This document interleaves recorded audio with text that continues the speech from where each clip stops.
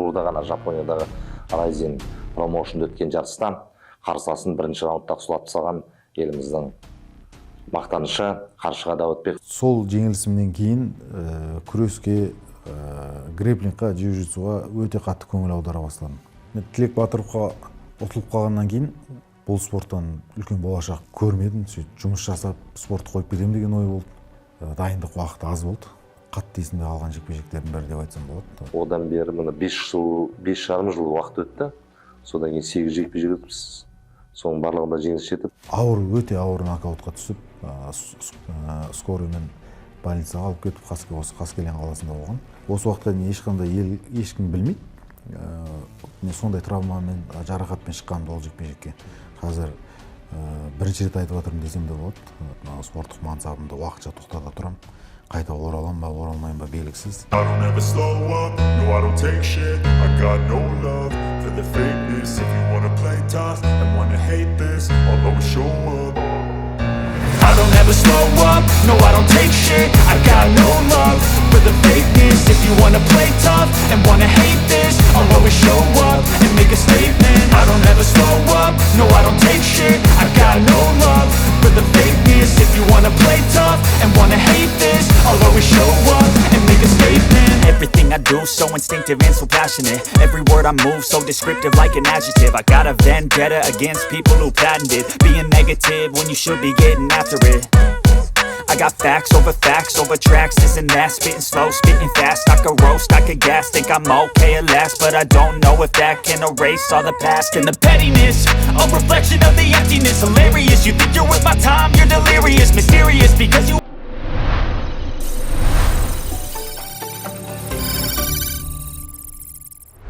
Армысыздар, ардақты ағайын.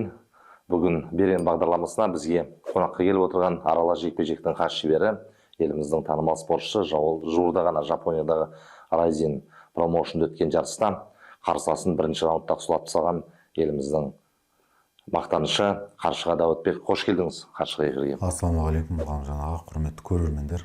Шақыруларыңызға рахмет.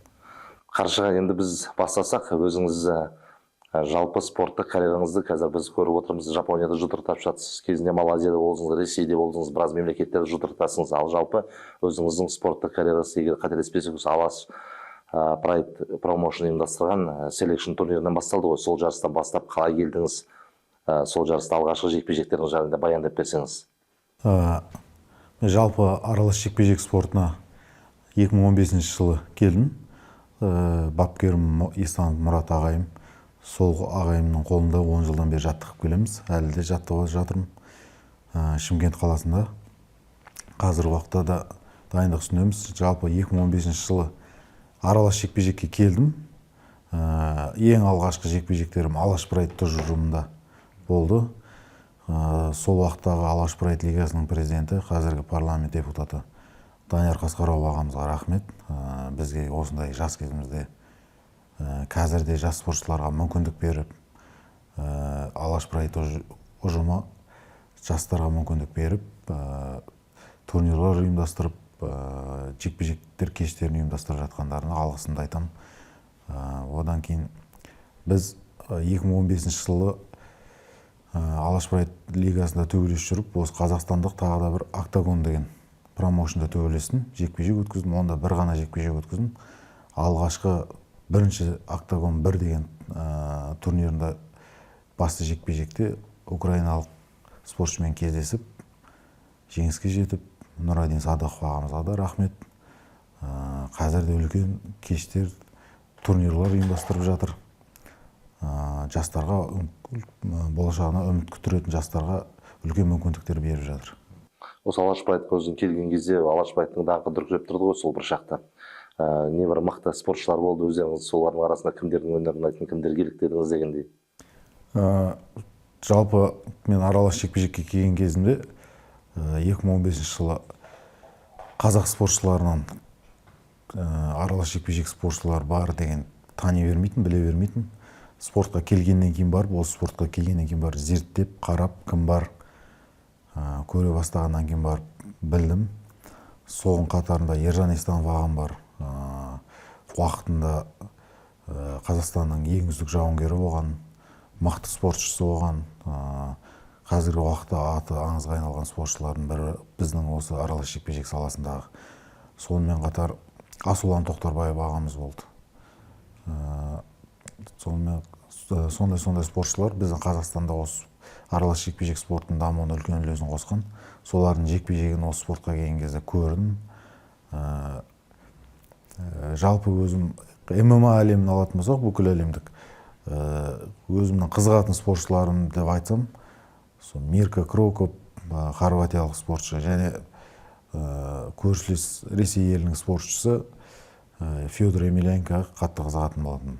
Соңғы император, хорват полицейі, олардың өзінің екеуінің де жекпе-жегі бір ғаламат жекпе-жек болды ғой бірақ. Енді сол өзім қызыққан спортшылардың өзі де осы Жапонияда аты танымал болған. Өздеріне лақап алып, оны өздері емес, сол жақта жанкүйерлердің қойған лақап аттары болғандықтан халықтың қошеметіне, құрметіне бөленген спортшылар. Кезіндегі прайдтың корольдары бар. Прайд деген енді бәлкім кейінгі ұрпақ білмейтін шығар. Сол заманда UFC-дан да беделі зор, өте мықты турнир болды. Кейін осы, егер қателеспесек, 1997 мен 2007 жыл аралығында болды. Содан кейін оны кейін басқа ұйымдар сатып алып, прайды жоғалтты, UFC-ға бәсекелес болмасын деп. Қазіргі уақытта Райзен лигасы өзіңіз сөйлесіп жүрген. Сол ол прайдтың мұрагері десе болады. Соның бұрынғы қожайыны, қазір соның прайдтың ұйымдастырушылары қазір Райзенді ұйымдастырады. Ережелерінің барлығы сол прайд уақытындағы ережелер. Сол уақыттағы ережелермен төйлесіп жатырмыз десек те болады.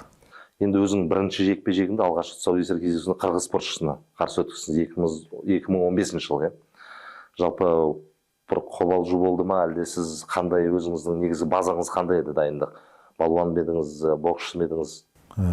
Мен жалпы 2015 жылы осы мансабымды бастаған кезімде ең алғашқы дебюттік жекпе-жегім қырғыз спортшысына қарсы болған кезде мен дайындығым ол кезде бокстан келгем аралас жекпе-жекке. Сөйтіп қаңтар айында 2015 жылы аралас жекпе-жекке келіп, наурыз айында жекпе-жекке шығып кеттім. Бокста бокста негізі қандай нәтиже көрсеттіңіз, қандай деңгейге көтерілдіңіз? Кімнің қоластында жаттықтыңыз? Бокстан жалпы жаттықтырушым Оралбек Ильяс деген ағайым болды. Мен бокста 2009-2013 жылдары бокстастым. Жасөспірімдер арасында, жастар арасында, ересектерде көп жарыстарға шығуға мүмкіншілік болмады. Спортты қойып кеткеніме байланысты. Сол уақыттарда Қазақстан чемпионы болдым, кадеттер, жасөспірімдер арасында. Әлем чемпионатын 3-ші орын алдым. Сосын боксты аяқтап, аралас жекпе-жекке ауыстым. Сіз айтып отырған жаңа Ильяс бапкеріңіз, өзіңіз ағайыңыз қазіргі қазақ боксының жұлдыздарының бірі Махмұт Сабырханның жеке бапкері бар? Қазіргі уақытта Махмұт Сабырхан мен Төреханның жеке бапкері. Соларды жаттықтырады. Одан да бөлек өте талантты спортшылар бар. Қазіргі уақытта Шымкент қаласына бокс мектебін соғуда. Болашақта сол бокс мектептен үлкен атақты әлем олимпиада чемпиондары шығады деген ойдамын. Әрине соңында көруге жазсын. Ал жаңағы енді алғашқы жекпе-жегіңізді қайда қалай, қалай басталды, қалай өтті? Алғашқы жекпе-жегіме қаңтар айында аралас жекпе-жекке келдім. Сонымен наурыз айында алғашқы жекпе-жегіме шығатын болдым. 2-2,5 ай көлемінде дайындалдым. Күрес аспектілерін жақсы дайындалуға, жетік меңгеруге уақытым болмады. Мен өзім ағайыма сұранып, ағаймен төбелестіріп көріңіз, аралас жекпе-жек спортын жекпе-жекке шығып көрейін деп сұрана бергеннен кейін ағайым осы Алаш Прайд селекшн турнирларының біріне шығып көр деп, бағын сынап көр деп, осы қырғыз спортшысына қарсы жекпе-жек ұйымдастырды. Алаш Прайд ұжымы. Алғашқы жекпе-жегім қиын болды деп айтуға болады, психологиялық жағынан. Өйткені мен үшін жат спорт, біріншіден ешқандай базасыз, ешқандай опытсыз келіп, бірден төбелесіп кеткен, кішкене психологиялық жағынан қиын болды.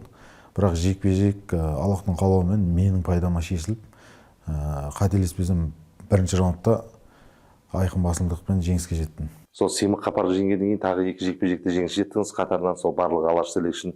Содан кейін 4-ші жекпе-жегінде жеңілістің кермек дәмін татқан екенсіз. Жалпы сол жеңіліс сізге ауыр тиген жоқ па?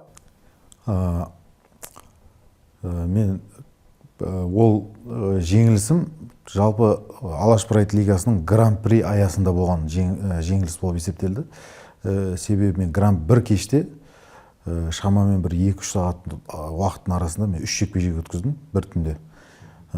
Сол кезде мен гран-придің финалына шығып, қырғыз спортшысына ұтылып қалдым. Сол кезде менің дайындық уақытым ол 2015 жылы сәуір айында өткен, қателеспесем, гран-при болды. Сәуір немесе мамыр айында мен аралас жекпе-жек келгеніме өзі шамамен бір 3-4 ай көлемінде болған уақыт. Дайындығым өте қатты мықты деңгейде болды деп айта алмаймын бұл кезде. Сол себепті мен бірақ өзіме сеніп қатысқым келіп, төбелескім келді. Сол үшін шықтым. Бірінші, екінші жекпе-жекте гран-придің аясында қазақ спортшылармен кездесіп, екеуіне жеңіп, финалға шығып, қырғыз спортшысынан ұтылып қалдым. Ешқандай өкініш жоқ. Мен үшін үлкен тәжірибе болды. Тілек Батыров деген спортшы. Тілек Батыров деген спортшыдан ұтылып қалдым. Тілек Батыров ол уақытта Қырғызстанның ең танымал спортшыларының бірі, мықты жауынгерлердің бірі.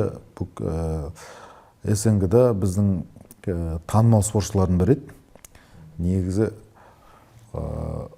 Алаш Прайд лигасының білмеймін, гран-приге қалай қатыстырған, ондай спортшыларды ол кезде опыты бар спортшыларды, өздерінің тәжірибесі бар спортшылармен қойған дұрыс деп ойлаймын енді. Қазіргі уақытта енді өтіп кеткен нәрсе болғандықтан ешқандай өкініш жоқ. Шығып жеңіліп қалдым. Мен үшін үлкен тәжірибе болды. Сол жеңілісімнен кейін күреске, грэпплингқа, джиу-джитсуға өте қатты көңіл аудара бастадым. Ол жерде сол енді өзіңізге боксшы болсаңыз, соққыларыңыз жарайды, жақсы екен. Ал егер жаңағы күрестің әдістерін, грэпплингтің әдістерін кімнен үйрендіңіз? Қай бапкерден, қай жерде тәлім-тәрбие алдыңыз? Мен осы уақытқа дейін Шымкент қаласында тұрып, сол жерде жаттығам. Тұран Орда спорт клубында. Бапкерім Мұрат Естанов ағайым кезінде өзі Қазақстанда өте мықты жауынгерлердің бірі болған. Базасы грэпплинг, джиу-джитсумен айналысқан, қылқындыру тәсілдері, қол ауырту тәсілдері, аяқты ауырту тәсілдерін өте жетік меңгерген. Сол ағайым осы уақытқа дейін грэпплинг, джиу-джитсу тек қана содан үйреніп, сабағын алам.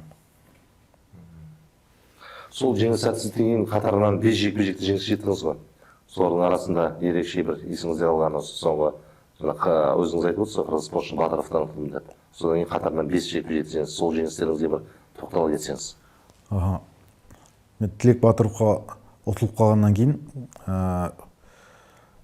ол кезде 2015 жылы шамамен жаз айларында мен бұл спорттан үлкен болашақ көрмедім. Сөйтіп жұмыс жасап, спортты қойып кетем деген ой болды. Сөйтіп тастап кетем ба деп жүргенде ағайым спортты қойма, бағыңды сынап көр деп маған сеніп, сөйтіп қыркүйек айында Алаш Прайд лигасы Шымкент қаласында кезекті турнирін өткізетін болды. Ағайым сонымен маған сол жекпе-жекке өзіміздің қалада болады, дайындалып шық деп айтты. Мен сөйтіп дайындалып, сол жекпе-жекке тәжік спортшысымен кездестім. Мақсут Аминов деген жекпе-жек 3 раундқа созылды. 3-ші раундтың қателеспесем бір 2-3 минутында айқын басымдықпен жеңіске жеттім. Жекпе-жек өте ауыр болды, өйткені дайындық уақыты аз болды. Қатты есімде қалған жекпе-жектердің бірі деп айтсам болады. Одан кейін тағы да қырғыз спортшысымен кездестім. Қырғыз спортшысын уақыт мерзімінен бұрын жеңіп, нокаутпен аяқтап, қателеспесем бірінші раундтың бір 15 секундында ма өте ауыр нокаутқа түсіп, скорыймен больницаға алып кетіп, осы Қаскелең қаласында болған. Больницаға алып кетіп, болған сөйтіп кішкене уайым болды деп айтсам болады өзімде. Ертеңгі күні мысалы өзім жас спортшым, өліп кетсе, басқа да жағдай болып қалса қандай болады деген сияқты бір шамамен бір 4-5 сағаттай күттік. 4-5 сағаттан кейін сол скорыймен алып кеткен врач кісі маған келіп айтты, қаршыға бала бәрі жақсы, уайымдамасаң болады. Есін жинап, қазір үйіне қайтайын деп жатыр деп айтты. Содан кейін барып көңіл орынға түсті ғой, былай айтқанда. Қуаныш Шыңғыс, егер қателеспесек сол Шыңғыс Қуанышбек. ресми деректе 14 секундтың аралығында тұрсыз. Сұлап тастаған екен. Сонда ол спортшы есінен танып қалған күйе алып кетті ма сонда? Ол спортшы,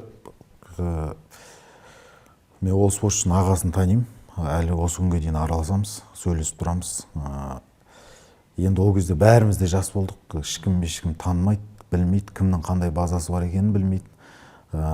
Мүмкін біреудің кәсіпқой емес, әуесқой спортта тәжірибесі көп па, аз ба, ешкім білмейді. Алашбұрайт лигасы да ешкім танымайды, бір-бірімен қоя береді. Салмақтары сәйкес келген. Солай екеуміз түсіп қалдық деп ойлаймын. Бірінші мен негізі өзбек спортшысымен шығуым керек болған. Өзбек спортшысы қателеспесем документтері дұрыс болмай, құжаттары дұрыс болмай, шекарадан өте алмай қалып, сосын қырғыз спортшысы орнына шыққан болатын. Сөйтіп 14 секундта жеңіске жетіп, 14 секунд болғанда да өте ауыр нокаут болды. Өзім есімнен әлі күнге дейін кетпейді. Карьерамдағы өте ауыр нокауттардың бірі деп айтсам болады. Ешкімге ондай қарсыластарым ешқайсысына жаманшылық тілемеймін. Ешқандай қатыгездік ештеңе жоқ. Тек қана спорт деп түсінемін бұны. Сол себепті тек қана әлі күнге дейін ойлаймын, сол денсаулығы жақсы болып кетті екен, қалай болды екен. Енді өзіңіз айтып отырсыз, жаңағы ауыр нокаут болды, өзім біраз қобалжыдым, бір көңілде бір не болды деп, жаңағыдай бір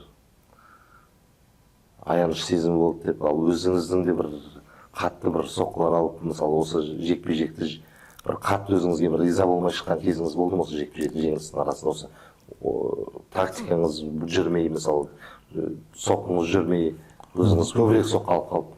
2018 жылы қазіргі осы мен шығып жатқан Райзен лигасына мен дебют жасадым 2018 жылы. Сол кезде Асакура деген спортшымен кездесіп, қазіргі уақытта Жапония мемлекетіндегі ең танымал аралас жекпе-жек супер жұлдызы деп айтуға болады. Менен кейін ол Флойд Мейвезермен бокстасып, содан 6 раундта нокаутпен ұтылып қалды. Жұлдыздардың бірі болды. Қазіргі уақытта да өте мықты жұлдыздардың бірі. Микуру Асакура деген. Өзінің әлеуметтік желілерде де 3-4 миллионға жуық тіркелушілері бар, оқырмандары бар. Өте танымал спортшы. Мен сол спортшыға қарсы 2018 жылы дебюттік жекпе-жегімді өткіздім. Менеджерім Саят Абдрахманов маған ұсыныс жасады. Қарадым жекпе-жегін. Ол кезде ол да жасайды, мен де жасадым. Оның бірақ мағанға қарағанда тәжірибесі сәл көбірек еді. Сонымен жекпе-жекке шығып, төрешілер шешімімен ұтылып қалдым. Бірақ сол жекпе-жекте тактикалық тұрғыдан ұтылып қалдым десем болады. Кішкене тәжірибемен тактика жетіспеді. Сол себепті ұтылып қалдым. Қатты ауыр соққы, нокаут немесе нокдаун болатын соққы алдым деп айта алмаймын. Бірақ соққылар тиді. Жалпы сол шетелде өткен алғаш жекпе-жегіңіз бе, жоған алдында Қазақстаннан бөлек? 2000 шықтыңыз ба? 2017 жылы Алашбұрайт лигасында жұдырықтасып жүрген кезімде маған Малайзиядан One Silat деген ұлттық біздің жекпе-жек сияқты спорттары бар екен. Сол спорт әуесқой турнирлар өткізіп тұрады екен. Өздерін One Silat деген Mix Silat деп айтылады, қателеспесем. Әуесқой турнирлар, жарыстар өткізіп тұрады екен. Солар кәсіпқой деңгейде бір турнир өткізбекші болған, Гран-при. Бұл жарыстың сонда айырмашылығы қандай басқа нелерден? One Selab деген біздің ұлттық спортымыз жекпе-жек ешқандай профессиональный рекордқа кірмейді. Ол да сол сияқты. Одан кейін Малайзия мемлекеті мұсылман мемлекет болғаннан кейін олар жалаңаш шортимен төбелестірмейді. Өздерінің арнайы тігілген киімдері болады. Соны береді, сол киімдерін киіп шығып төбелесесің. Күртеше секілді ғой. Күртешеге ұқсамайды, ражгард дейміз ғой. Сол ражгардтарға ұқсайды. Екіншіден, октагонда немесе рингта болмайды. Ашық алаң деп айтуға болады. Самбоның алаңы сияқты сондай алаңда болады. Және ережелері бірақ кәсіпқой аралас жекпе-жек ММА-дағы ережелерге сәйкес келеді. Енді сіз спорттық осы сұхбатқа дайындалған кезде спорттық өмірбаяныңызды бір мансабыңызды көрдік қой, зерттеп соңғы рет егер қателеспесек 2019 жылы ұтылыпсыз. Игорь Жирков, егер жанама есімі Жолбарыс қой деймін. Осы бір сол соңғы рет сол 2019-да ұтылған екенсіз. Содан кейін кезеңіңізге тоқталсаңыз, үнемі жеңіс екен, сол қандай мықтылармен жолықтыңыз сол аралықта? Енді жалпы Игорь Жирковпен кездескен жекпе-жегіме тоқтала кететін болсам, сол Игорь Жирковқа мен Таиланд елінде Пхукет аралында Тайгер Муайтай деген әлемде үлкен әлемдік деңгейдегі зал бар. Сол жерде оқу жаттығын өтіп жатқам. Сол кезде маған ұсыныс түсті. RCC лигасында Ресейде Игорь Жирковпен жұдырықтасасың ба деген. Жалпы негізі Игорь Жирков біздің қазақстандық спортшы, Риддерден шыққан. Біздің танымал Артем Резников бауырымыз екеуі бірге сол Риддерден шыққан. Қазіргі уақытта Жирков сол Ресей еліне көшіп кетіп, сол жақта тұрады. Сол спортшымен кездесу керек болдым. Сонымен негізі мен басқа спортшымен кездесуім керек еді басында. Ол спортшы жарақат алып, қандай да бір жағдай болды, қазіргі уақытта ұмытып қалдым. Сосын ауысып, оның орнына Игорь Жирков келісіп шығатын болды. Сөйтіп сол жарысқа дайындалу барысында Таиланд елінде оқу жаттығу жиынында кезінде жарысқа шамамен бір 30 күн қалған кезде иығымның бұғанасын сындырып алып, жарақат алып қалдым. Жаттығу барысында. Құлап, тренировка кезде дұрыс емес құлап, спарринг жасап жатып, иығымда бұғананы сындырып алып, қиналдым, тренировка дұрыс жасай алмадым. Оны ешқандай, осы уақытқа дейін ешкім білмейді. Мен сондай травмамен, жарақатпен шыққанымды ол жекпе-жекке. Қазір бірінші рет айтып жатырмын десем де болады. Бас тартуға болмас па еді? Негізі осы аралас жекпе-жекте жүрген ағаларымыздың бірі Жалғас Жұмағұл ағамыз маған, мен сөйтіп жарақат алып қалғаннан кейін Шымкент қаласына қайтып кеттім, барып емделейін, рентген түсіріп, қарайын не болған деп. Өйткені иығым, қолым көтерілмей қалды бірден. Сөйтіп қайтып кеткен кезімде Жалғас Жұмағұл ағам өзі звондап, қаршыға бауырым, әлі жассың, жекпе-жекке шықпай-ақ қой, сен травмаңды мен өз көзіммен көрдім, Таиландта бірге болғанбыз сол уақытта. Ол кезде UFC-де ме? Fight Night-тың чемпионы болған кез. Тағы дүркіреп тұрған кез ғой, тасы өрлер алып тұрған шағы ғой, Жалғас Жұмағұл. Иә. Сөйтіп хабарласып айтты, мен тәжірибенің жетіспеушілігі, біліміміз аз болды деп ойлаймын осы аралас жекпе-жек саласында. Сол себепті мен жоқ, мен дайынмын деп, өзіме сенімдімін деп, шығам деп шығып кеттім жарысқа. Сөйтіп жарысқа шығып, бірінші раундтан бірден сезілді. Формада емес екенім, дистанция сезіне алмадым. Соққыларым ауыр емес, өзімнің күш қуатым аз екенін, дұрыс формада болмағаннан кейін салмақ түсіру процесі ауыр өткен бірден сезілді. Сөйтіп Ұпай санымен жеңіліп жатқам, жалпы егер айтатын болсақ. Ұпай санымен жеңіліп жатып келіп, бірінші раундтың қателеспесем ортасында баспен бас соғысып қалып, қабағым жарылып кетті. Сонымен бірінші раунд, үшінші раунд басталғанда жатқанда, сол жарақатым асқынып, докторлар тоқтатып тастады жекпе-жекті. Солай Игорь Жирковқа ұтылып қалғам. Ол 2019 жылы мамыр айында болған жағдай. Одан бері міне 5 жарым жыл уақыт өтті. содан кейін 8 жекпе-жек өтіппіз. Соның барлығында жеңіс жетіп, әйтеуір алла қалап, абырой болып жеңіс жеткен екенсіз. Сол жарыстардың енді уақыт өткен сайын қарсыластарда кәнігі бола бастайды ғой. Азулы қарсыластар десе, сол 8 жекпе-жегіңіздің енді соңғысына тоқталамыз кейінірек. Ал сол оған дейінгі осы Жапонияға барғанға дейін жекпе-жектеріңізге тоқталсаңыз, соның ішінде қандай бір қиын кездесулер болды, ұтылып жатып ұтып кеткен кезіңіз болды ма, әлде бір қарсыласыңыздың бір күтпеген тәсіліне түсіп қалу қаупі болды ма деген секілді. Мен сол жеңілісімнен кейін Алашбай тұжырымында қайта төбелестім. Қырғыз спортшысына қарсы жекпе-жек Түркістан қаласында өтті. Тұрғыналы Абдулаев деген спортшыға, қателеспесем 2020 жылы болды. 3 раундты төрешілер шешімімен аяқталды. Жекпе-жек өте қызықты, халыққа, көрермендерге ұнады деп ойлаймын. Қырғыз спортшысы да өте жақсы, мықты спортшы еді. Сол жекпе-жек жеңіске жеткеннен кейін ACA тұжырымымен келісім шартқа отырып, сол жақта төбелесетін болдым. 2020 жылы коронавирус болып кеткеніне байланысты ACA-да дебют жасауым кешікті. Шекаралар жабылып қалды. Байда тұрмақ басқа болған заман дейсіз ғой. Иә, кішкене қиыншылық болып, жекпе-жектер тоқталып қалды.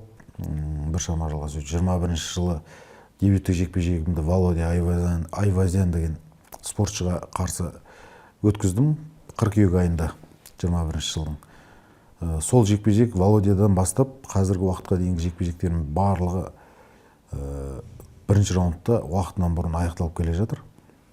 Осы жерде міне Володя Айвазяннан кейін сіз Алексей Полпудниковпен кездесу жоспарлаған екен. Енді Алексей Полпудников енді өте танымал спортшы, сақа спортшы, оны қандай қарулы, қандай азулы екенін біз Арман Оспановпен болған жекпе-жек барысында білеміз. Қазақстан жанкүйерлер жақсытаныс. Бұл енді трилогия дейміз ғой. Алғашқы жекпе-жек Сочиде өтті. Сол кездегі мемлекет басшысы Нұрсұлтан Назарбаев, Ресей президенті ол кезде Медведев болды. Соның кейін Путин болды премьер-министр сол кездегі.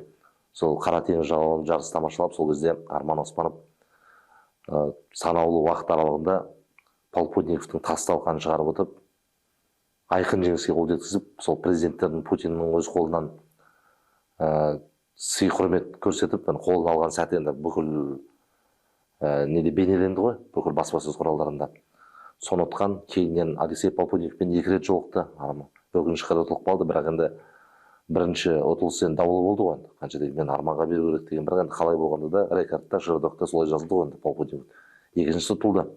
Мықты спортшы. Сол жігітпен өзің жалпы жолдарыңызды кім түйістірді? Қалай жолығуыңыз керек болды? Келіссөздер қалай жүргізілді? Мен жалпы Володя Айвазянмен шыққаннан кейін әлеуметтік желіде лигаға өзім ұсыныс тастадым. Маған мен негізі ACA лигасында 61 килограмм салмақ дәрежесінде өнер көрсетіп жүргем. Сосын мен ACA-дің матчмейкерлеріне әлеуметтік желіде жаздым. Маған осы Алексей Полпудниковпен жекпе-жек ұйымдастырып берсеңіздер деп. Ол бір жағынан енді бір сөзіңіз бөлейін, құштарлық болғанымен себебі өзіңіз сол мықтымен кездескіңіз келді ме, жоқ әлде енді қанша дегенмен сіз Арман Оспанов біз айтып отырған енді Сұңқар деген жанам есіммен танылған мықты спортшымыз ғой. Бұл кезінде бүкіл көрермендер көзайым болды. Бүкіл қазақ жанкүйерлері Арман Оспанов айқас алаңына шықса ерекше бір шаттанатын, енді өзіне тән мәнер, өзіне тән бір ерекше шеберлік деңгейі міне керемет. Сол Арман Оспановты ұтып кеткені өзіңіздің жерлесіңіз екен бір жағынан. Екеуіңіз де оңтүстік өңірдің тумалысыздар, онымен қоймай Төле би ауданы Ленгердің тумасыздар. Жалпы сол жігітті ұтып кеткені сол әсер етті ма, сол үшін кек қайтарғыңыз келді ма, қалай? Енді Арман Оспанов ағамыз ұтқан кезде бір әттең деген өкініш болды. Себебі екінші кездесулерінде Арман ұтып тұрып жекпе-жекті бермей қойды десек те болады. Төрешілер Ұпайсанмен сол кезде көріп әттең деген нәрселер болды. Мынандай жерде былай жұмыс жасаса ұтып кететін еді, уақытын мерзімнен бұрын аяқтап кететін еді деген сияқты. Сөйтіп жүрген кезде үшінші жекпе-жекке шықты. Үшінші жекпе-жекте айқын басымдықпен ұтылып қалды. Ол кезде де қатты өкініш болды. Арман біздің Қазақстандағы өте мықты жауынгерлердің бірі болатын ол уақытта. Болашағынан қатты үміт күтіп, біздің қазақтан тұңғыш UFC-ға кіретін спортшы деп санайтынбыз бәріміз. Бүкіл ел күтті солай болады деп. Сол уақытта мен де сол жеңілгендерін көргеннен кейін сол Алексеймен шыққым келген ой болған. Сол ойымды 21 жылы іске асыруға, жүзеге асыруға мүмкіншілік болған сияқты болды. Алексей екеуміз бір турнирда жекпе-жек өткіздік. Мен Володя Айбазанға қарсы төбелескен кезінде Полковник біздің осы алматылық бауыры, Алакөлдің жігіті өзіміздің бауырымыз Нұрсұлтан Қасымхановқа қарсы жекпе-жек өткізді. Жекпе-жек ойсырата өтіп кетті ғой. Жекпе-жек бастала сала аяқталып қалды. Кішкене сосын сол кездегі өкініш болды. Кішкене осы Нұрсұлтан бауырым барып көріп бір жекпе-жекке шығып өзімде бағамды сынап, Алексейге деген ешқандай жаман ой болған жоқ. Тек спорттық интерес дейді ғой. Сонда спорттық қызығушылық болды. Жеңе алам ба, жеңе алмайым ба деген шыққым келді. Сосын ACA лигасына мен өзім ұсыныс тастадым, әлеуметтік желіде жазып. Мен осы спортшымен қойыңыздар деп. Бірақ маған айтты, ол Алексейдің өзінің жоспарлары, контракты бойынша жекпе-жектері бар. Алдағы уақытта болып жатса көрерміз деген сияқты. Мен сосын жарайды дедім, енді мен де онда жоспарларымды өзім салмағымда қарастыра берейін деп. Шамамен Володямен төбелесіп, елге оралып, Шымкентке келіп, енді демалып алам деп жүрген кезімде, қателеспесем 10 күннің шамасында маған полковникқа қарсыласы жарақат алып қалуына байланысты полковникпен шығасың ба деген ұсыныс келді. Жекпе-жекке бір шамамен 40 күндей уақыт қалған.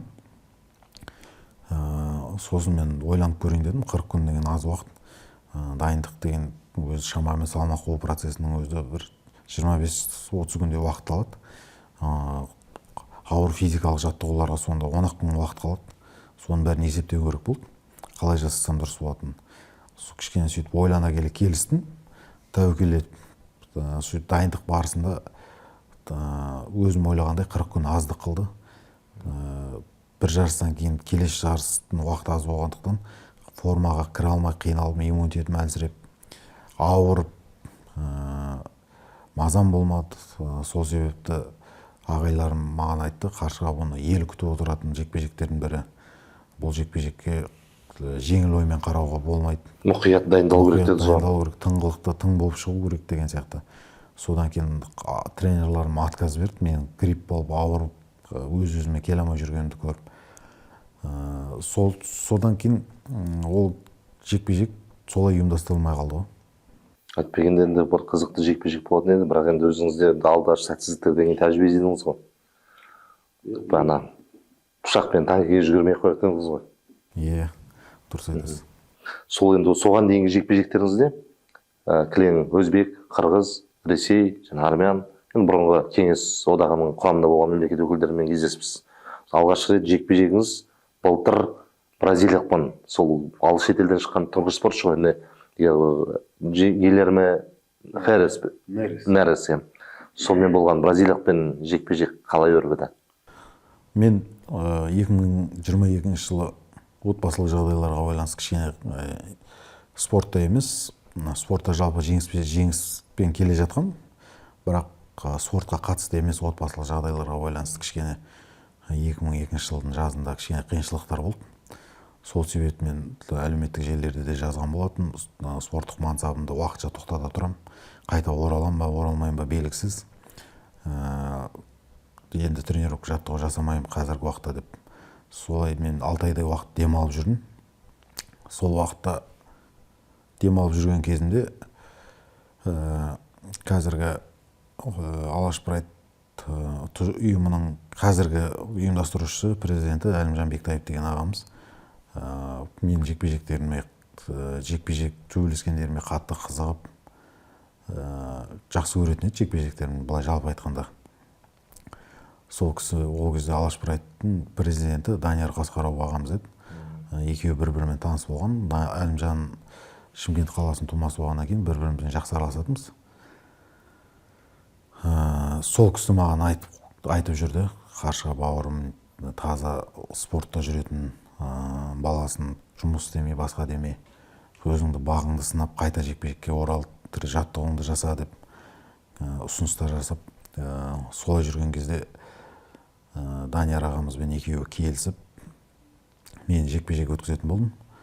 Сөйтіп мен айттым, жекпе-жекке деген өзімнің условиям, мен шаршадым деп айттым. Өзіміздің СНГ-ның спортшыларымен жекпе-жекке шыға беріп, Америкадан, Бразилиядан спортшылар болса, мен солармен шығатын болсам. Алыстан шақырыңызшы дедің ба? Алыстан. Сөйтіп Данияр ағаға айттым, бір UFC-дан өнер көрсеткен спортшылар болса да кез келгенін алып келіңіз. Маңызды емес, тәжірибесі мықты көп болса да аз болсын қарамайым. Сол шетелден алып келсеңіз жақсы болатын еді деп Данияр аға алғысымды білдірем. Мен ұсынысымды қабыл алып, маған сол жекпе-жекті ұйымдастырып, Бразилиядан Гильерме Нерес деген спортшыны алып келді. Аллахтың қалауымен Гильермені бірінші раундта жеңіске жеттім айқын басымдықпен. Жекпе-жек барысы ауыр болды деп айта алмаймын, бірақ дайындық және жекпе-жекке дайындық барысы өте ауыр болды. Соның енінде бір есте ерекше сақталған жекпе-жек, енді бразилиялық Гильермені оп-оңай ұтқаныңызбен Диего Брандаумен кездестіңіз. Енді Диего Брандау жекпе-жек әлемінде шоқ жұлдызы болмаса да, бірақ өзінің бұл түбегейлі мойындатқан мықтылығын сондай спортшы ғой. Жалпы сол спортшымен кездесу жайында айтсаңыз, сол жекпе-жекте жалпы Алашбаевтың чемпиондық белбеуі сарапқа салынуға тиіс еді, бірақ сарапқа салынбай қалды. Сол жекпе-жекке дайындық барысы қалай өтті және чемпиондық белбеу үшін неге сарапқа салынбай қалды, соған тоқталсаңыз. 2023 жылдың қыркүйек айында, қателеспесем, Диего Брандаумен жекпе-жекке шықтым. Сол жекпе-жекті 2 ай алдын қабылдадық, ұсыныс болды лига тарапынан Диего Брандаумен кездесесің ба деген. Мен бірден келістім, ойланбастан. Өйткені мен үшін ол үлкен мүмкіндік деп ойладым. Себебі Диего Брандау уақытында Макгрегормен төбелескен, Брайан Ортега қазіргі UFC-дің жұлдыздары. Брайан Ортега Дастин Поириямен төбелескен, өте мықты спортшылардың бірі. Ресей елінде де өте мықты спортшылармен кездескен. Айта кететін болсақ, Пал Пудников, Биберт Тумен, Мурат Мачаев, Ахмет Алиев деген сияқты өте мықты тәжірибелі спортшылармен кездескен. UFC-дің жұлдыздары, Ресейдің жұлдыздары бәрімен жекпе-жекке шығып үлгерген екен ғой. Бәрімен жекпе-жекке шыққан, сол себепті маған да қызық болды, өте үлкен тәжірибе болды. Осы Брандаумен шығып жеңіске жету деген. Сосын мен бірден келістім, қуана. Сосын дайындық барысында маған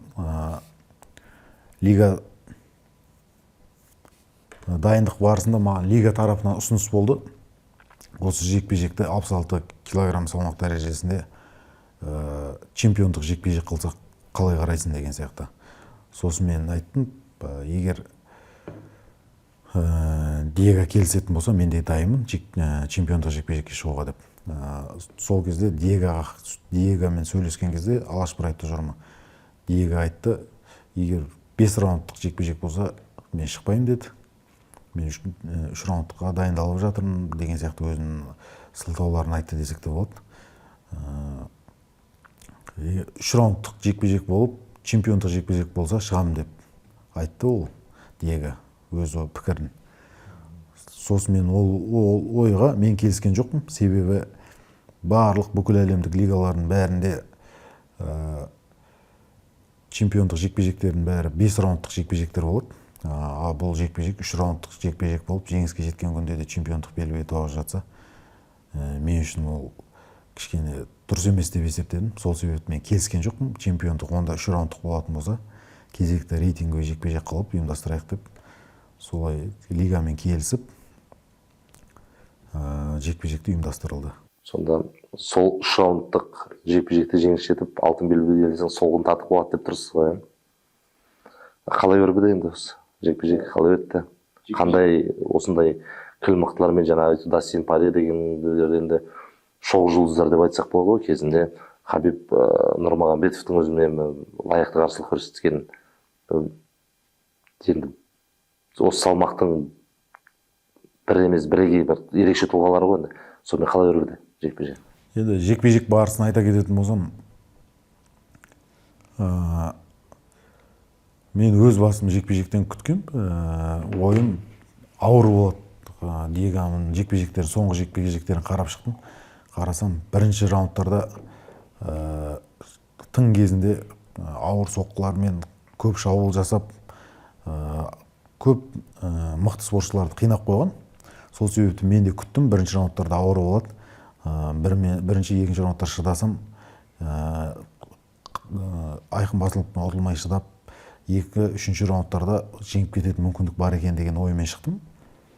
Дегенмен адамның ойы басқа, Алланың қалауы басқа дегенде жекпе-жек бастала салысымен 38 секундта аяқталды. Біріншіден бауырдан соққы жасап, дәл тигізгеннен кейін Диего кішкене артқа шегіне бастаған кезінде сол қолмен басынан жақтан соққы тигізіп, жерде жатқан кезде добивать етіп, судьялар тоқтатып тастады. Өте жақсы, өте тамаша. Жалпы өздеріңіз баспасөз мәслихаты кезінде де біраз сөзге келіп қалып, ондай болған жоқ па? Енді негізі Диего UFC-да болсын, Россияда болсын, өзінің пресс-конференцияларда бұзықтығымен атышулы негізі. Енді біз соны білеміз ғой, бұзықтығын білеміз, бірақ енді өзің сізбен болған жекпе-жектің алдында шыны керек, баспасөз мәслихатын көре алмай қалдық. Ана көз түйістіру дейді, сол рәсімді көрмедік. Сол кезде қалай болды? Сол атышулы мен ойлағам, мен де ойладым, сол бірдеңе айтама деп па? Айтып, или немесе байқамай тұрғанда соққы жасап жіберіп, бірдеңе істеп жібереді ма деген ой болды басында.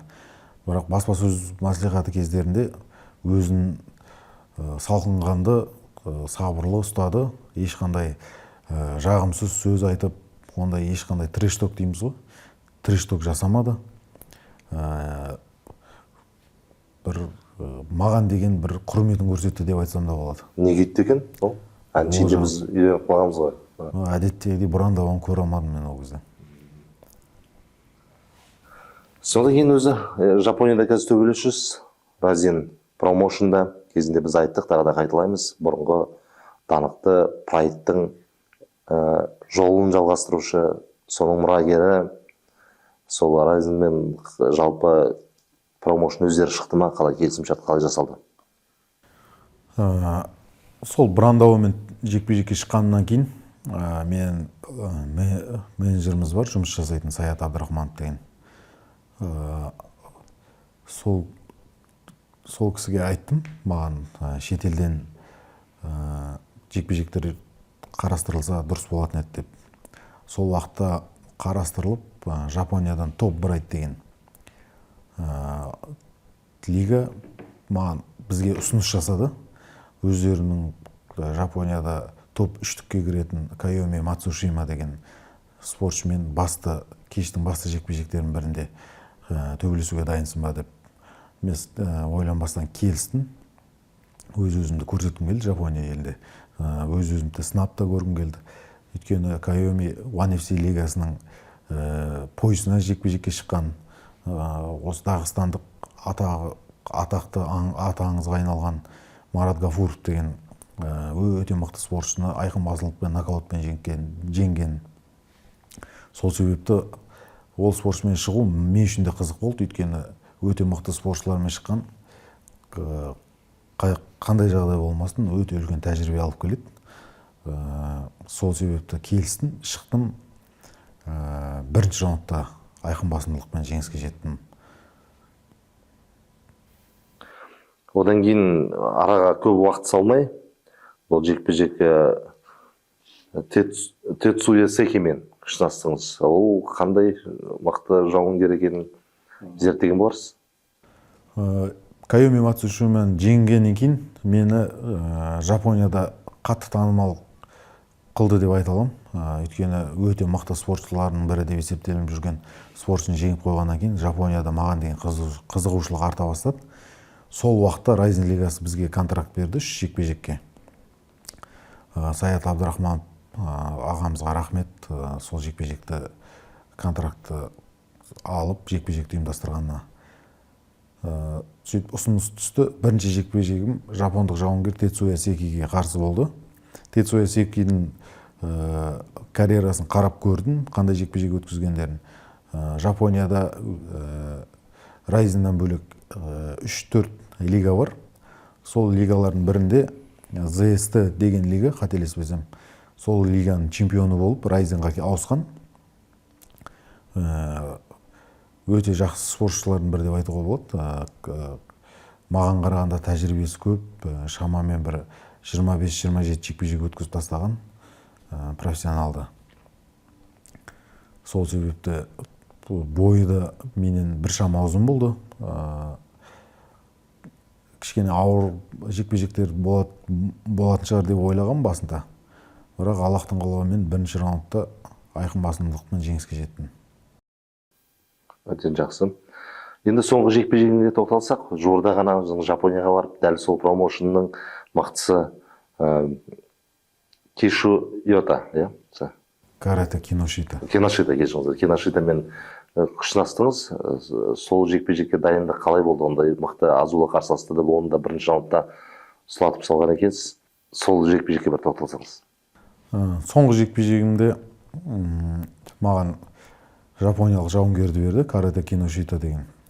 Такеяки Киношита деген спортшы. Карате деген лақап атымен шығады. Себебі каратеден әлем чемпионатында күміс жүлдегер атанған спортшы. 9 жекпе-жек жеңіске жеткен. 9 жекпе-жектің 8-ін нокаутпен жеңген. Соққылар өте ауыр. Маған қолмен ұра ма, жоқ аяқпен теуіп адам екен? Мен көрген жекпе-жектерінде 3-4 жекпе-жегін көрдім. Дайындық барысында сол кезде барлығын қолмен ұрып құлатқан. Бір жақсы жері оң қолмен де сол қолмен де ұрып нокаут жасаған жекпе-жектерін көрдім. Мықты спортшы еді, соны маған берді. Сол жекпе-жекке дайындық өте жақсы деңгейде өтті. Шымкент қаласында дайындалдық, Тұран-Орда спорт клубында. Токиоға барып, Сайтама арена деген уақытында Федорлар, Кроковтар төбелескен 48 мың адам сиятын аренада жекпе-жек өтті. Өте мықты деңгейде болды деп айтсам болады. Біз енді ондай жекпе-жек алғашқы рет шығуым. 10 алдындағы жекпе-жектер енді 10 мыңдық арена, 20 мыңдық ареналарда шығып көрдім, бірақ 40 мың адамдық арена деген мен үшін өте бір ерекше әсер қалдырды. Карате Киношитамен болған жекпе-жекте бірінші раундта айқын басымдылықпен жеңіске жеттім, нокаутпен. Енді қарап отырмыз, соңғы жеңісіңізден кейін сіз айттық қой, 5 жыл жеңілмей, 5 жыл ішінде 8 жекпе-жек өткізіп, 8-інде жеңіске жеткенсіз. Бір ғажабы, 8 жекпе-жекте де бірінші раундта. Оның барлығында сонда бір тәсілмен ұтылышсыз ба, бір ғана соққымен? 8 жекпе-жектің 8 емес, 8-дің 7-еуін бірінші раундта жеңіске жеттім. Біреуі қайсысы болды? Бірінші жеңісінен кейінгі тұрғын алаңға шыққан жекпе-жек. Одан кейін 7 жекпе-жекте айқын жеңіс екен, дұрыс. Төрешілердің шешімімен аяқталған. Бір тәсіл деп айтсам да болады. Себебі барлығында сол қолмен нокаутқа жібергем. Бәрі бастан тиіп кетті ме жақтан? Бәрі жақтан тиіп, нокаутпен, және арасында бауырдан тиіп нокаутқа түскендер де бар. Арасында бауырды да көздеп қойсыз ғой, нетпесін деп. Енді өзім спортты бокстан бастаған, базан бокс болғаннан кейін сол біріншіден. Екіншіден мен солақай спортшымын. Бокста солақай спортшыларға міндетті түрде бауырдан ұруды үйретеді. Сол себепті сол уақыттан қалып кеткен деп ойлаймын. Қазір өзінің себебін тигізіп жатыр. Қарап отырсақ, сіздің жекпе-жектеріңіздің өзіңіз отқан жекпе-жектердің 88%, яғни сол жалпы 16 жеңісіңіз бар ғой. Соның 14-і сол нокаутпен ұтқан екенсіз. сабмишн әдісін бір рет қана қолданған екенсіз. Жалпы ол сіздің тек қана соққыңызға сенім артатыныңызды білдіре ма, жоқ әлде сабмишніңіз әлі сол жаңа грэпплингіңіз әлі дамымай жатыр деген сөз ба, қалай? Көбісі ойлайды мені Күресе алмайды деп. күресе алмайды деген сияқты. Негізі осы уақытқа дейін жекпе-жектерімнің барлығы бірінші раундта аяқталып жатқаннан кейін Күресіп қайтайын дейсіз ғой. күресіп әлі болған жоқ. Өзім күресімнің деңгейін көрсететін. Болашақта барлық жекпе-жегім бірінші раундта аяқталып жатса нұр үстіне нұр. Бірақ дегенмен егер күресіп жатқан жағдайда болашақта көре жатарсыздар деген ойдам. Онда өз айтарыңыз бар. Ағайым, енді қазіргі уақытта бірінші базам бокс болса, екінші базам қазіргі жаттықтырушым джиу-джитсудың маманы болғандықтан уақыты келгенде оны да бүкіл әлемге көрсетемін деген ойдам. Енді сізге де көп адам дайындалады ғой. Сіз енді көлденең көп аттылардың бірі емессіз, атыңыз шықты, қанша белді промоушндарда төбелестіңіз. Енді сізде зерттеп біледі ғой, соққыңыз мығым екенін жақсы біледі. Сол жекпе-жек барысында біз байқап жүрміз ғой, аяққа ұмытылады бірден ұратындарға. Сол сізге сондай әдістер қолданып, біраз мазаңыз алған ешкім болмады ма сонда, әлде оған жеткізбедіңіз бе? Маған да аяққа жүгіріп, кішкене күреске тартып, аяқпен теуіп болды, болмады емес. Бірақ бірінші раундта барлығы сондай шыға сала бірінші бір-бірімізге қарсылас бір-біріне үйреніп, өзінің дистанцияң сезініп, барлау барысында тайминг дейді ғой, өз уақытын ұстап жеңіске жетіп кеткендіктен күресіп, партерде төбелес, жекпе-жектер партерге дейін жетпеген. Енді сәті келіп жатса әрине, сұлатып салғанға не жетсін. Енді қарап отырмыз, осы жеңістен кейініңіз одан сайын мәртебесіңіз өсіп, беделіңіз артып келе жатыр. Қазір Райзеннің осы өзінің жартылай жеңіл салмақтағы бірінші нөмірде рейтингте. Енді бірінші нөмір дегеніміз біздің түсінігіміз бойынша чемпиондық белбеуге бір ғана адам алып деп тұр ғой. Сол Райзеннің чемпиондық белбеуін үшін таласқан күніңізді қашан көреміз? Енді қазір уақытта келіссөздер жүргізіліп жатыр. Осы алдағы уақытта жақын арада титулдық жекпе-жекке шығып қалуым мүмкін деген ойдам өзімде. Бір немесе екі жекпе-жектен кейін, бір жекпе-жектен кейін, екі жекпе-жектен кейін титулдық жекпе-жек болады деген ойдам. Ал қазір бұл мәселені кім шешеді негізі? Міндетті үміткер деген жоқ па? Обязательно президент деп жатқан міндетті үміткер деген. Енді бокстағыдай кәсіпқой. Райзен лигасында қазір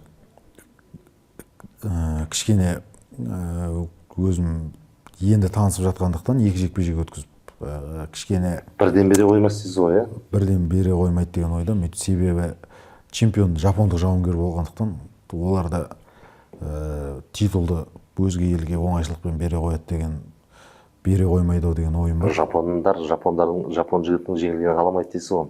Қазір чемпион кім сонда? Қазіргі уақытта чемпион Сузуки деген жапондық спортшы.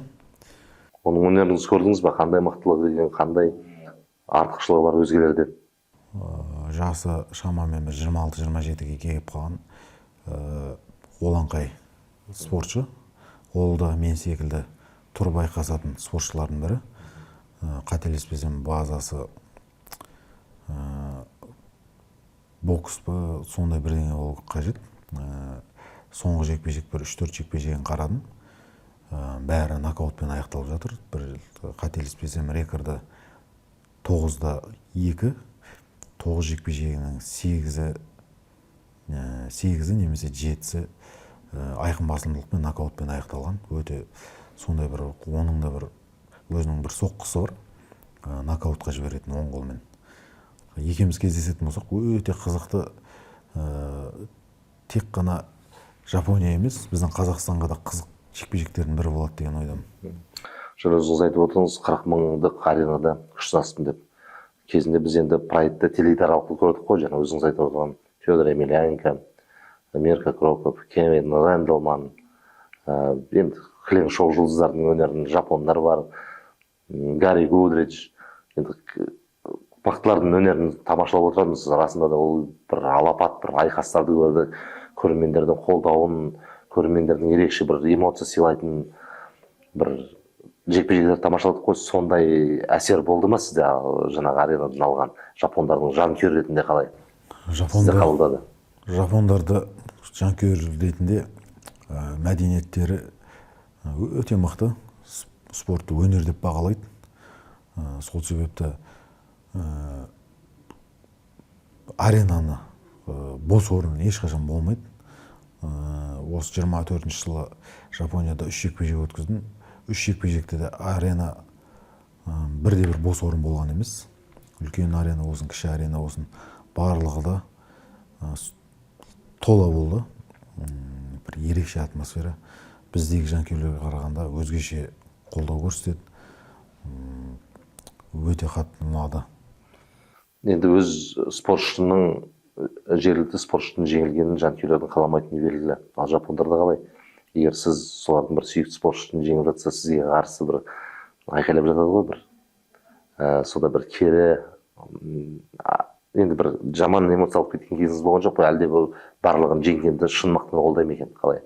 Оларда жапондық спортшы басқа елдің спортшысы деп мен түсінгенім бойынша бөлмейді екен. Олар спортты өнер деп бағалағандық себептен кімнің өнері мықты көрсетеді. Шын мықты жеңсін деп тұрды ғой. Маймалам салып жер тепкілеу деген жоқ қой. Ондай жоқ. Одан кейін әлеуметтік желілерде де жапондық осы жанкүйерлер өте қатты қарқынды тіркеліп жатыр. Маған жазып тұрады. Уақытым болса сөйлесіп жауап қайтаруға да тырысамын. Барлығын сұрайтыны, айтатыны белгілі сөздер. Бір жанкүйерден естігенімді, былай айтқанда 1000 жанкүйерден естідім, жазады. Қашан жекпе-жегіңіз ұнайды, сіздің жанкүйеріңізбін. Келесі жекпе-жегіңізді асыға күтемін, чемпион болғаныңызды қалаймын деген сияқты. Сондықтан Жапониядан әлемнің бізден Қазақстанның 10 000 километр алшақ жатқан мемлекеттің жанкүйерлері солай қолдап жатқаннан кейін бір өте ерекше әсер алады екенсің. Қуанам, әйтеуір қазақ елінің аты танылып, Жапонияда әнұранымыз шырқалып, көк туымыз көтеріліп жатса, соған біздің себебіміз тиіп жатса, тек қана қуанышты боламын. Әрине қаршығанда әрине жеңісті жолдарың жалғасын. Біз әрине тілекшіміз. Қандай белдейім, Жапония болсын, Ресей болсын, басқа мемлекеттердің белдейімдерінде алтын белбеуді иелеп жатсаңыз, барша ала жұрты қуанады әрине. Бірақ аралас жекпе-жекте қызығатын адамдардың ерекше бір ол енді бір қоятын сұрағы UFC-ден әлемдегі ең белді промоушн деп саналады ғой. Содан көретін күн қашан деп жанкүйер тарапынан осындай сұрақтар түсіп жатыр. Ол жалпы UFC-ге мүмкіндігіңіз қалай бір келіссөздер жүргізіп жатыр ма, немесе сізге қызығушылық танытып жатқандар промоутинг менеджерлер бар ма, сол жайында бір айтсаңыз. Мен қазіргі уақытта жоспарым осы Райзен лигасында чемпион болу.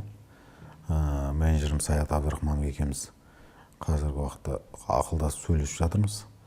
Болашақта енді менің білуімше Райзен лигасының чемпиондары, Райзен лигасында мықты өнер көрсеткен спортшылардың бәрі UFC-де қазіргі уақытта жекпе-жекке шығып өнер көрсетіп жүр барлығы.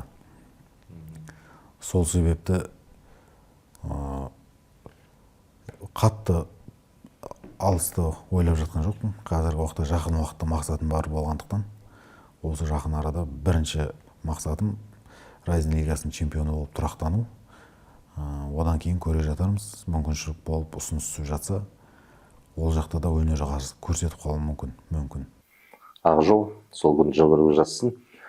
Жалпы енді кезінде біз үшін UFC деген бір сонау алыста тұрған бір алынбайтын қамалдай болып көрініп жатқан еді. Чемпиондық белбеуді айтпай қояйық, сол UFC-ға барудың өзі. Содан кейін жігіттер жол ашты ғой. Жігіттер бар, жігіттер қазір қойып кеткені бар, қоймағаны бар, 10 шақты спортшымыз сол UFC-де жүр.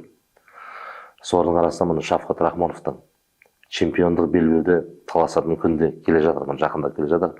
Бұл ел спортында тарихында болмаған, енді қалай айналдырсақ та UFC әлемдегі бірінші нөмірлі промоушн. Шафкат Рахмон Білал Мұхаммедпен палестиналық спортшы, Америкада туып өскен сол спортшымен күш сынасады. Жалпы өзіңіз сол не күтесіз осы жекпе-жектен? Жалпы Шавкат бауырым осы жекпе-жекте жеңіске жетеді деген ойдамын. Қандай жеңіске жетсе де маңызды емес. Төрешілер шешімімен болсын, айқын басымдылықпен болсын, маңыздысы қазақ елінің тарихында тұңғыш чемпион болады. Бізді елді бүкіл әлем таниды. Уақытында бокс арқылы, Геннадий Головкин ағамыз арқылы бүкіл Қазақстан бізде мықты бокстық держава деп таныса, енді осы арқылы бізде аралас жекпе-жек жауынгерлері мықты екен деп тани бастайды деген үміттемін. Сол себепті Шавкат бауырыма сәттілік тілеймін. Құдай алдағы уақытта Алла қаласа жеңіске жетіп, еліміздің мерейін үстем қыла берсін. Жалпы Мұхаммедтің бұған дейін жекпе-жектерін біразын көрдік. Альваресқа қарсы чемпионды белбеу үшін таластық бір қарағанда бір жекпе-жек аса бір енді жеңіске жетіп жатыр ғой енді. Жеңістің әрі үлкен кішісі болмайды оған. Бірақ дегенмен де бір сәл айта бір әсерлі жекпе-жек өткізіп жатыр деп айта алмаймыз. Бір сарынды жекпе-жек секілді. Сіз ойлайсыз, қалай ойлайсыз осы Білал Мұхаммед несімен алып жүрсіз? Білал Мұхаммед өте дисциплина қатты ұстанатын спортшылардың бірі деп айтсам болады.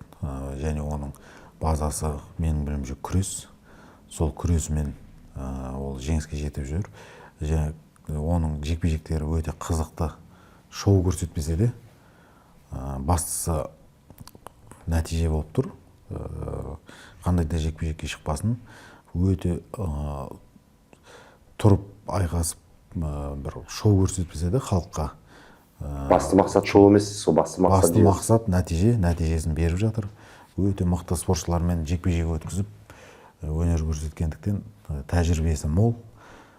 Шавкат бауырыма да сәл кішкене қиын болатын шығар, бірақ Шавкат жеңіске жетеді деп ойлаймын. Жақсы, Шавкат шын ертең шаттанып отырайық деген біздің де тілегіміз бар. Жалпы өзіңіз енді ережесіз жекпе-жекте қазір қазақтың қалың шоғыры жүр, түрлі промоушндарда чемпиондық белбеуінде UFC-дан чемпиондар әлі шықпаса да, бірақ басқа ұйымдарда чемпиондарымыз бар ғой. Жалпы өзіңіздің алдындағы ағаларыңыздың алдындағы болуын немесе өз қатарластарыңызды кімнің өнері сізге ерекше ұнайды, несімен ұнайды?